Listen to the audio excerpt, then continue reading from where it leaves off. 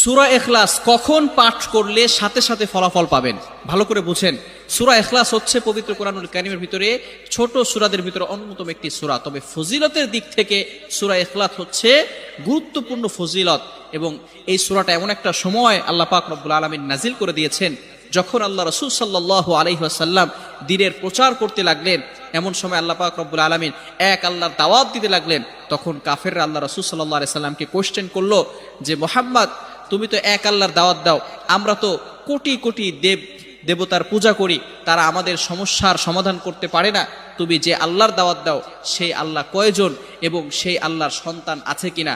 সাথে সাথে আল্লাহ পাক রব্বুল আলামিন এই কাফেরদের প্রশ্নের উত্তরে আল্লাহ রাসূল সাল্লাল্লাহু আলাইহি সাল্লামের কাছে এই সূরাটি নাজিল করলেন, কুল হুয়াল্লাহু আহাদ আল্লাহুস সামাদ লাম ইয়ালিদ ওয়া লাম ইউলাদ ওয়া লাম ইয়াকুল লাহু কুফুয়ান আহাদ। আল্লাহ পাক রব্বুল আলামিন এক, অদ্বিতীয়, এবং আল্লাহ